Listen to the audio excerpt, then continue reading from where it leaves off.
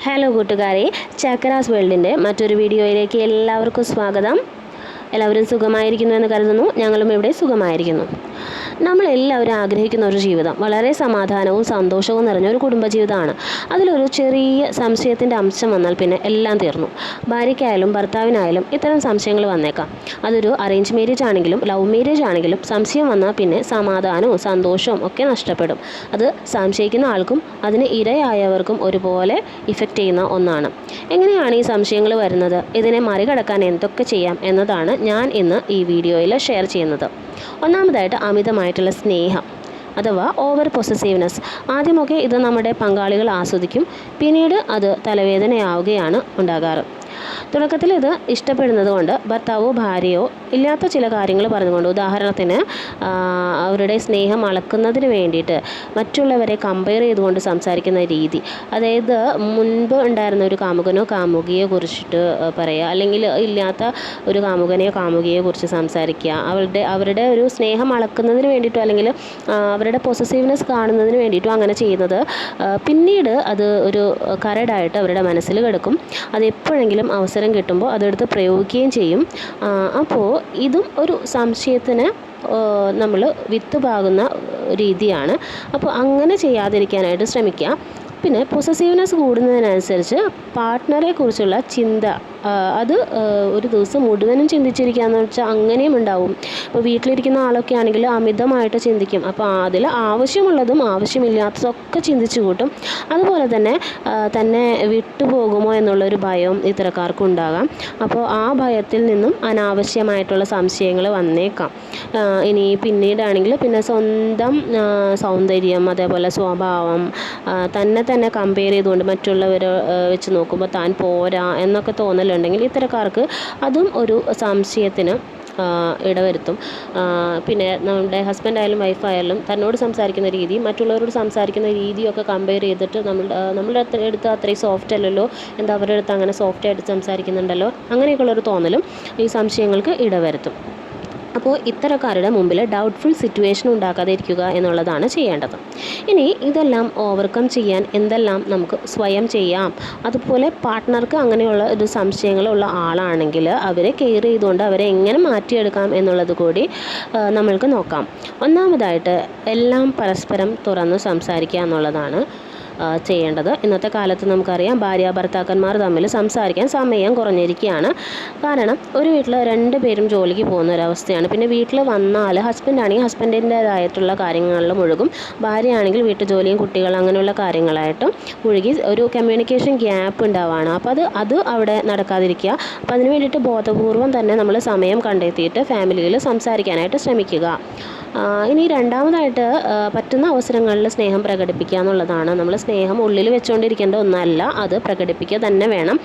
നമ്മുടെ ആവശ്യത്തിന് സ്നേഹം ലഭിക്കാതെ ആകുമ്പോഴും ഇത്തരത്തിൽ സംശയങ്ങൾ ഉയർന്നു വന്നേക്കാം. അപ്പോൾ മുൻപ് നല്ല സ്നേഹം ഉണ്ടായിരുന്നു, ഇപ്പോൾ കുറഞ്ഞു വരികയാണെന്നുള്ളൊരു തോന്നലൊക്കെ വന്നിട്ടുണ്ടെങ്കിൽ അങ്ങനെ ഉണ്ടാവാതിരിക്കാൻ അത് പ്രകടിപ്പിക്കുക തന്നെ വേണം. മൂന്നാമതായിട്ട് വിശ്വാസം ഉണ്ടാവുക എന്നുള്ളതാണ്. പരസ്പരം വിശ്വസിക്കുക, സ്വന്തം പങ്കാളിയിൽ വിശ്വാസം അർപ്പിക്കുക എന്നുള്ളത് തന്നെയാണ്. അതിനു വേണ്ടിയിട്ട് നമ്മൾ ആദ്യം പറഞ്ഞ 2 രീതി ഉണ്ടല്ലോ, തുറന്ന് സംസാരിക്കുന്നതിലൂടെയും സ്നേഹപ്രകടനങ്ങളിലൂടെയും ഒക്കെയാണ് ഈ വിശ്വാസം തനിയെ ഉടലെടുക്കുന്നത്. അവിടെ എന്താണെന്ന് വെച്ചാൽ നമ്മുടെ സ്വന്തം സ്വാതന്ത്ര്യത്തെയും അതേപോലെ തന്നെ നമ്മളുടെ പേഴ്സണാലിറ്റിയെയും അത് ഉയർത്തിക്കൊണ്ടുവരാനും സാധിക്കുന്ന ഒരു കാര്യമാണ് തുറന്ന് സംസാരിക്കുന്നതിലൂടെയും പരസ്പരം വിശ്വസിക്കുന്നതിലൂടെയും. അതുപോലെ തന്നെ പറ്റുന്ന അവസരങ്ങളിലൊക്കെ നമ്മൾ സ്നേഹം പ്രകടിപ്പിക്കുക. നാലാമതായിട്ട് അമിതമായിട്ട് ചിന്തിക്കാനുള്ള അവസരങ്ങൾ ഉണ്ടാക്കാതിരിക്കുക. എപ്പോഴും നമുക്ക് ഇൻട്രസ്റ്റഡ് ആയിട്ടുള്ള കാര്യങ്ങളിൽ എൻഗേജ്ഡ് ആയിരിക്കുക. അത് ക്രിയേറ്റീവായിട്ടുള്ള കുറേ കാര്യങ്ങളിൽ അല്ലെങ്കിൽ എന്തെങ്കിലും ഒരു ചെറിയൊരു ഗോൾ സെറ്റ് ചെയ്യുക. പിന്നെ അതിൽ ഫോക്കസ് ചെയ്തുകൊണ്ട് നമുക്ക് എപ്പോഴും ബിസി ആയിട്ടിരിക്കാനുള്ള ഒരു ശ്രമം നടത്തുക. എന്നാൽ നമ്മൾ പങ്കാളിയുമായിട്ടുള്ള സംസാരിക്കാനുള്ള സമയത്തിനുള്ള ആ ഒരു ടൈം നമ്മൾ കണ്ടെത്തേണ്ടതുണ്ട്. അതുപോലെ തന്നെ നമ്മൾ അമിതമായിട്ട് ചിന്തിക്കാനുള്ള ഒരു ഇടം കൊടുക്കാതിരിക്കുക എന്നുള്ളതാണ്. അഞ്ചാമതായിട്ട് ഭർത്താവും ഭാര്യയും തൻ്റെ ഫോണുകൾ അതിൽ സെക്യൂരിറ്റി കോഡൊക്കെ യൂസ് ചെയ്യുന്നവരാണെങ്കിൽ പോലും തൻ്റെ പങ്കാളിയുടെ മുന്നിൽ വെച്ച് അത് യൂസ് ചെയ്യാവുന്ന തരത്തിൽ തൻ്റെ പങ്കാളിക്ക് കൂടി കൈകാര്യം ചെയ്യാവുന്ന രീതിയിൽ അത് കരുതുക എന്നുള്ളതാണ്. കാരണം അവരോട് ഒളിച്ചു വെച്ചുകൊണ്ട് ഇപ്പോൾ നമ്മൾ കോഡൊക്കെ സെറ്റ് ചെയ്ത് ഫോണൊക്കെ എടുക്കാൻ സമ്മതിക്കാതെയൊക്കെ ഇരിക്കുകയാണെങ്കിൽ അവർക്ക് അതിന് ഒരു സംശയം അങ്ങനെ ചെയ്യുന്നതിലൂടെയും സംശയങ്ങൾ ഉണ്ടാവാനായിട്ടുള്ള സാധ്യതയുണ്ട്. അല്ലെങ്കിൽ ഇപ്പോൾ നമ്മൾക്കറിയാം നമ്മളുടെ പാർട്ട്ണർ ചിലർക്ക് ഇങ്ങനെ ഒരു സംശയമുണ്ട്. അപ്പോൾ അത് വരുത്താതിരിക്കാൻ വേണ്ടി നമ്മളിപ്പോൾ ഓഫീസിൽ നിന്ന് ആരെങ്കിലും കോൾ വരികയാണെങ്കിൽ, ഇപ്പോൾ ഹസ്ബൻഡിന് കോൾ വരികയാണെങ്കിൽ, വൈഫിന് കോൾ വരികയാണ്, അപ്പോൾ അതൊരു ഹസ്ബൻഡിന് ഒരു ലേഡിയാണ് വിളിക്കുന്നത് അല്ലെങ്കിൽ വൈഫിന് ഒരു മെയിലാണ് വിളിക്കുന്നതുണ്ടെങ്കിലും അത് കൈകാര്യം ചെയ്യുമ്പോൾ കോൾ വരുമ്പോൾ പെട്ടെന്ന് തന്നെ പുറത്തേക്ക് പോവുകയോ അല്ലെങ്കിൽ മെസ്സേജ് വരുമ്പോൾ അത് ഹൈഡ് ചെയ്യുകയോ അല്ലെങ്കിൽ കോൺടാക്ട് ലിസ്റ്റ് ഡിലീറ്റ് ചെയ്യുക അങ്ങനെയൊക്കെ ചെയ്യുന്ന ഒരു അവസരങ്ങൾ ഉണ്ടാവുകയാണെങ്കിൽ അവിടെയും എന്താണ്, അതും ഒരു സംശയം ഉടലെടുക്കാനുള്ള സാധ്യത അവിടെ ക്രിയേറ്റ് ചെയ്യുകയാണ്, മറ്റൊരു സംശയത്തിന് വഴിവെക്കുകയാണ് ചെയ്യുന്നത്. അതുകൊണ്ട് ഒളിയും മറയൊന്നുമില്ലാതെ മൊബൈൽ ഫോൺ പോലെയുള്ള ഗാഡ്ജറ്റ്സ് യൂസ് ചെയ്യുക. ആറാമതായിട്ട് പറയാനുള്ളത് ഭാര്യയും ഭർത്താവും മാത്രമായിട്ട് ദൂരെ യാത്രകൾ ചെയ്യുക എന്നുള്ളതാണ്. ഒരു ഫ്രണ്ട്സിനെ പോലെ അല്ലെങ്കിൽ എപ്പോഴും ആ ടൈമിൽ നമ്മൾ സംസാരിക്കുമ്പോൾ നല്ലൊരു കെമിസ്ട്രി അവിടെ വർക്കാവും. അപ്പോൾ അങ്ങനെയുള്ള ദൂരയാത്രകൾ ചെയ്യുക എന്നുള്ളതാണ്. ഏറ്റവും ലാസ്റ്റത്തെ പറയാനുള്ളത് ഏറ്റവും ഇമ്പോർട്ടൻ്റ് ആയിട്ടുള്ളതാണ് മുഖത്ത് നോക്കിയിട്ട് അല്ലെങ്കിൽ പങ്കാളിയുടെ കണ്ണിൽ നോക്കിയിട്ട് സംസാരിക്കുക, അവരോട് തമാശകൾ പറയുക എന്നുള്ളതൊക്കെയാണ്. അതൊക്കെയും പങ്കാളികൾ എൻജോയ് ചെയ്യുന്ന ഒരു കാര്യമാണ്. അപ്പോൾ ഒന്നുകൂടി ഞാൻ പറയാം എന്തൊക്കെയാണ് എന്നുള്ള പോയിൻറ്റ്സ്.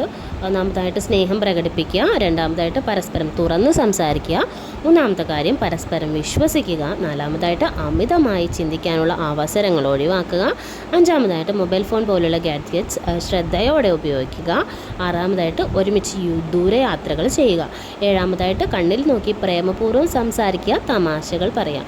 ഇനിയും ഇതുപോലുള്ള ടിപ്സുകൾ ലഭിക്കാൻ നമ്മുടെ ചാനൽ സബ്സ്ക്രൈബ് ചെയ്യുക, കൂട്ടുകാർക്ക് ഷെയർ ചെയ്യുക, കമൻറ്റ് ചെയ്യുക, അതുപോലെ തന്നെ ഇഷ്ടപ്പെട്ടാൽ ലൈക്ക് ചെയ്യുക. താങ്ക്